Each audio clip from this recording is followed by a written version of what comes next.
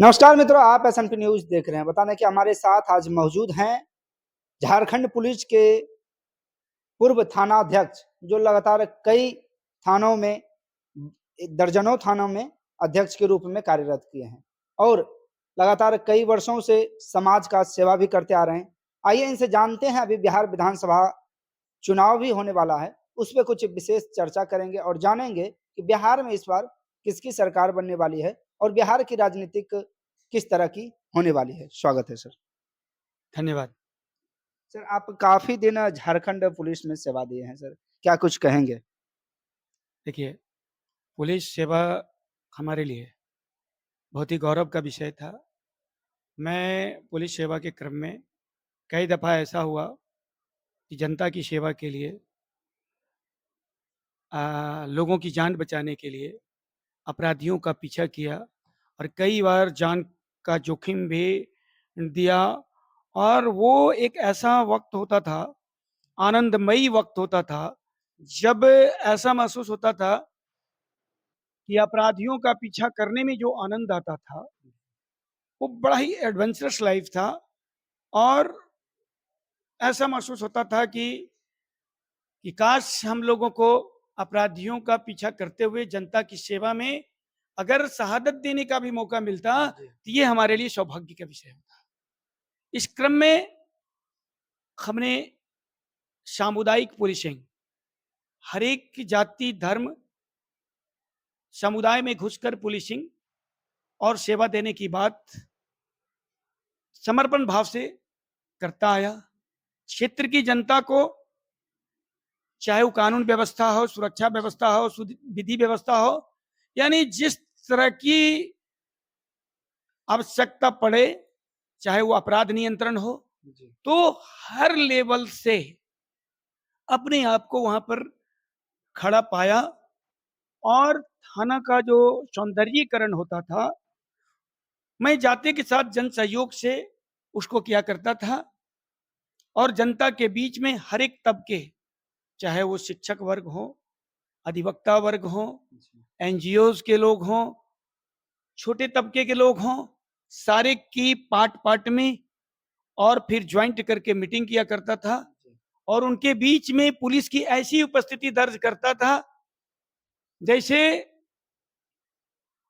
कि कोई भी आम नागरिक सहज एवं सरल रूप में थाना को गोपनीय सूचना आसानी से दे दे, ताकि अपराध नियंत्रण में हमको अधिक आसानी पड़े और अपराधियों के लिए हम लोग सख्त हुआ करते थे, अपराधियों में दहशत हुआ करता था और आम जनता के पूर्ण सेवक के रूप में हम लोग कार्य करने के लिए संकल्पित थे। तो वहां पर हम लोगों ने इस तरह से कार्य किया। इसके अलावे चूंकि मैं अपने गांव इलाके से कई तरह की गतिविधियों से जुड़ा था, सामाजिक सेवा से जुड़ा था, इसलिए थाना पुलिस को भी उसी से जोड़ कर करके काम करता था। बड़ा ही आनंद आता था और इसमें हमको बड़ी अच्छी अनुभूति मिलती थी। सर, अभी के युवाओं को राजनेता बनना चाहिए या फिर प्रशासनिक अधिकारी के लिए मेहनत करना चाहिए? देखिए, पहले तो युवाओं को बेहतर एजुकेशन लेना चाहिए जी, अनुभव गेन करना चाहिए, सामाजिक संगठन से जुड़ करके के भी काम करना चाहिए जी, इतनी परिपक्वता जरूर गेन कर लेना चाहिए जी, ताकि वो जिस क्षेत्र में जाना चाहते हो उस क्षेत्र के माहिर खिलाड़ी हो जाएं। तो यदि पढ़े लिखे लोग, कर्मठ लोग, निष्ठावान लोग या निष्ठावान युवा राजनीति में जाना चाहते हैं जी, तो इससे बेहतर स्थिति क्या हो सकती है? इससे एक अच्छी सरकार का गठन होगा और उनके अनुभव का लाभ जनता को मिलेगा। लेकिन होता क्या है कि पिछले कई वर्षों से राजनीति का अपराधीकरण, अपराधियों का प्रवेश उसमें, और फिर अपढ़ लोग भी उसमें चले जाते हैं जिनको कोई ज्ञान नहीं है जी, और जब उनको पता ही नहीं है कि हमको विकास का काम कैसे करना है, तो वो विकास करेंगे कैसे? तो इस तरह से ये सारी परिस्थितियां बनती है, जबकि कोई युवा, कोई पढ़ा लिखा लोग, कोई गरीब आदमी राजनीति में जाना नहीं चाहता है। आप इसको इस रूप में भी देख सकते हैं कि कोई गरीब व्यक्ति जो बिल्कुल सामाजिक सेवा से ओतप्रोत है, हाईली क्वालिफाइड है, और अगर वो राजनीति में जाना चाहता है तो आज के परिस्थिति में जा सकता है क्या? उनके खर्चे, उनकी व्यवस्था, बूथ लेवल खर्चे, कई तरह के खर्चे हैं जो कि उनके द्वारा किया जाना संभव नहीं है। पार्टी में एंट्री से लेकर के चुनाव लड़ने तक की बातों के लायक वो नहीं रह पाता है। इसलिए इसमें वही लोग जाते हैं जो आर्थिक रूप से ज्यादा समृद्ध हैं, बड़े बड़े व्यवसायी हैं, जिस भी क्षेत्र में हैं उनके पास इतने धन है, इतनी शक्ति है कि वो राजनीति यानी कि दल में घुस जाते हैं, उम्मीदवारी के लिए भी धन का उपयोग कहिए या दुरुपयोग करते हैं। तो ये सारी बातें आज के युवाओं को, जो मेरिटोरियस युवा हैं, उनके राजनीति में जाने के बाधक हैं। नहीं तो हम लोगों के नॉलेज में जम्मू जिला अंतर्गत ही कुछ ऐसे ऐसे उत्कृष्ट मानवता दिखाने वाले कर्मठ लोग हैं जो कल्पना तक नहीं करते हैं कि मुझे राजनीति में जाना है, क्योंकि राजनीति में जाने की जो कठिन प्रक्रियाएं हैं सरल नहीं है। इतनी कठिन प्रक्रिया है कि उसको पूरा करना उसके लिए मुश्किल है। तो जहां तक जाने की बात है तो युवाओं को निश्चित रूप से राजनीति में रुचि लेना चाहिए और परिपक्वता के आधार पर राजनीति में जाना भी चाहिए और उससे जनता को सेवा भी देना चाहिए। यही है। अगला सवाल है सर, स्थानीय प्रतिनिधि को, अभी बिहार विधानसभा का चुनाव चल रहा है, तो स्थानीय प्रतिनिधि को क्षेत्र का विकास के लिए क्या करना चाहिए? स्थानीय प्रतिनिधि को सबसे पहले तो जनभावना पर आधारित पंचायतवार घूम घूम करके जनता की आवाज़ सुन करके विकास का एक प्रारूप तैयार करना चाहिए और जो बातें सामने आती है, जो समस्याएं सामने आती है, उसको प्राथमिकता के आधार पर जो सबसे ज़्यादा नीडफुल, जो सबसे ज़्यादा ज़रूरतमंद आवश्यकता है, पहले उसकी पूर्ति करनी चाहिए। उसके बाद अन्य आवश्यकताओं, अन्य समस्याओं का निराकरण करना चाहिए। अब इसके मूल में क्या है कि जो अव्यवस्था फैली रहती है समाज में, मान लीजिए गरीबी है, मुफलिसी है, बेरोजगारी है, अशिक्षा है, कई तरह का आडंबर फैला हुआ रहता है, तो इन सभी समस्याओं को दूर करने का प्रयास करना चाहिए। अब जनप्रतिनिधि के क्षेत्र में अगर सांप्रदायिक माहौल है, यदि जातिवाद, कट्टर जातिवाद का माहौल है, तो समय समय पर बैठक आदि कर करके इसके भी निराकरण का प्रयास करना चाहिए। सभी तरह की कुरीतियों को दूर करने का प्रयास करना चाहिए। हमारे जो छात्र हैं, युवा हैं, नन्हे बच्चे हैं, बालक बालिकाओं के बीच में प्रतियोगिताओं का भरमार करना चाहिए। उनको ऐसी अवस्था में लाने का प्रयास करना चाहिए कि जो व्यक्ति या जो बालक जिसमें जो क्षमता है उस क्षमता को निखार करके वो वास्तविक राष्ट्र के निर्माण में सहायक सिद्ध हो सकें। तो मेरा कहना है कि विकास जो होता है उसमें सड़क, नाला, बिजली, पानी, ये सारी बातों के अलावे एजुकेशन, खेल कूद, संगीत और भी व्यक्तित्व निर्माण, इसके अलावे साइंस एंड टेक्नोलॉजी के क्षेत्र में हो, चाहे आर्ट के क्षेत्र में हो, चाहे कोई भी ऐसा क्षेत्र हो, हर एक क्षेत्र पर उनकी नज़र होनी चाहिए।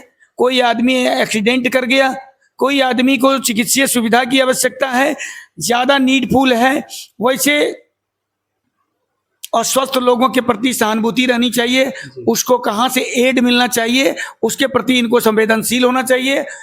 हमारा कहना है कि ये सारी व्यवस्था जो है विकास के लिए जरूरी है। उसके बाद जैसे क्षेत्र में कैसे माने ऐसी शिक्षा दीक्षा की व्यवस्था हो जिससे कि लोग आत्मनिर्भर बने, स्वरोजगार की बात करें, स्वतः रोजगार क्रिएट करें, तो इन सारी बातों को डेवलप करने वाला आदमी ही जो पूर्ण रूप से हम जनता के सेवक हो सकते हैं और वास्तविक जन सेवक हो सकते सर, हैं। आप झारखंड प्रशासन में रहते हुए समाज सेवा की, और समाज सेवा और राजनीतिक से क्या समझते हैं सर? देखिए, संगठित समाज का अध्ययन ही राजनीति है। जी दोनों एक दूसरे का पूरक है। समाज की वास्तविक सेवा, जनता की सेवा के लिए ही सरकार का गठन होता है, जिसके मुख्य पात्र के रूप में राजनेता होते हैं। लेकिन होता क्या है कि समाज सेवी या समाज सेवा के क्षेत्र में जो भी आदमी सामाजिक संगठन बना के आगे बढ़ना चाहता है, जी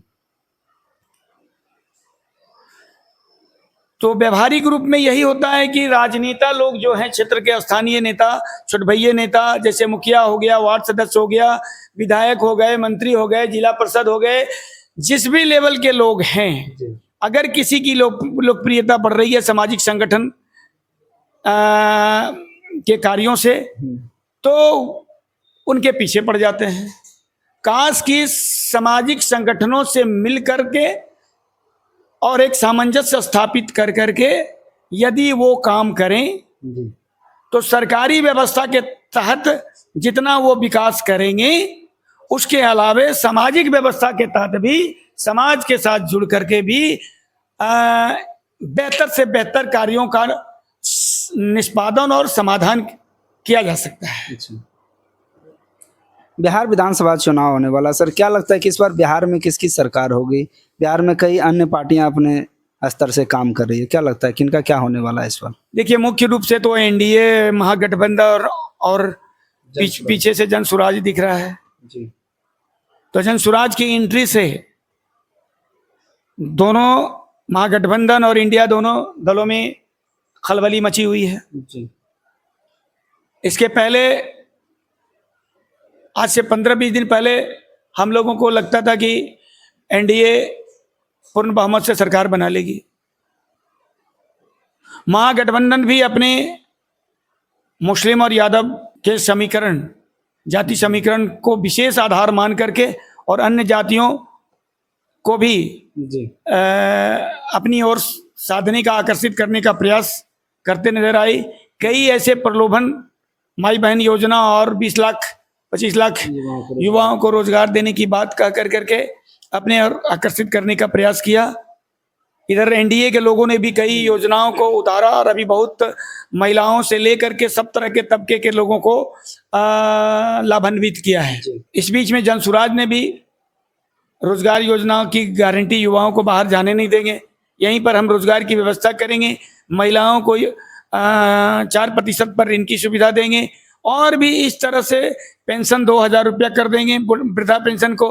तो इस तरह से कई योजना की गारंटी इन्होंने भी लिया है। तो ये सभी चीजें अभी बड़ी तेजी से एक दूसरे पर आरोप प्रत्यारोप लग रहा था। पहले जन सुराज के लोग मुखर रूप से महागठबंधन का विरोध कर रहे थे, आरजेडी का विरोध कर रहे थे। इन दिनों देखा जा रहा है, एक सप्ताह से, कि इन्होंने 5 बड़े नेताओं, एनडीए के 5 बड़े नेताओं के खिलाफ में भ्रष्टाचार का बड़ा आरोप लगाए हैं और दस्तावेज दिखाकर आरोप लगाते दिख रहे हैं, जिसका अभी तक तथ्यपरक उत्तर जनता के बीच में, युवाओं के बीच में नहीं आने से जन सुराज की छवि पहले से कुछ बढ़ी है। और दोनों के बीच में जो एनडीए है और जो आरजेडी महागठबंधन है, ये दोनों के बीच में अब कौन सरकार बनाएगी, ये कहना बड़ा मुश्किल है। जी अभी ऐसी स्थिति नहीं है, बावजूद इसके कि जन सुराज सरकार बना लेगी, लेकिन जिस जिस तरह से स्थितियां पैदा हो रही है, जी